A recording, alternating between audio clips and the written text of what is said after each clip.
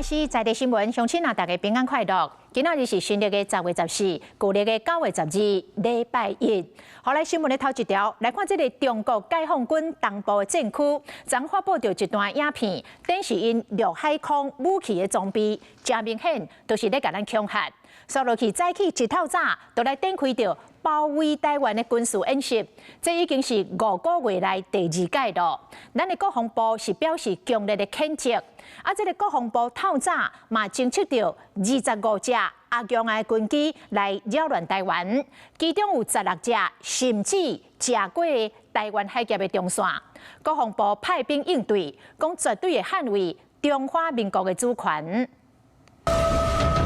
中国解放军公布海陆空训练画面，展示伫树林海面空中的训练场景，看到的装备包括轰炸机、稳型的战斗机，展现伊军事的实力，甚至伫影片的最后。金国台弹就是随时准备作战，其中这个弹字，中国放一个红色地图，充满着恐吓的意思。中国解放军东部的战区，伫今日透早马上宣布实施联合来舰的2024B 军事演习。除了海空战备警巡、要港要役的防控，更加宣称讲，这是对台独分裂的强烈的作为，维护国家统一的正当必要行动。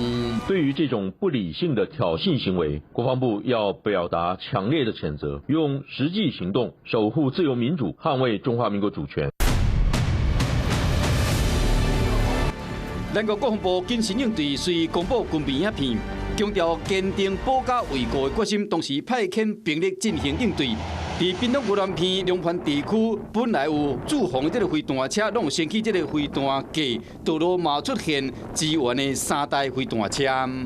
这个再证明，目前台海不安的根源，都是来自于中共的军武霸权，以及对台湾的极限施压。中国大陆要正视中华民国客观事实的存在。中国无视于我们所释放出的这个肯定，仍然对我们台湾施加各种压力。那我想这个事情也会让国际社会看在眼里。陆委会甲国安会嘛同步表达强烈的谴责，呼吁中国适可而止的同时，更加要让对方知影讲台湾的坚强的防卫战力。Hello， 我是林明瑞。想要抢先掌握最及时的新闻资讯吗？赶快订阅、按赞、开启小铃铛，锁定我们华视新闻的 YouTube 频道。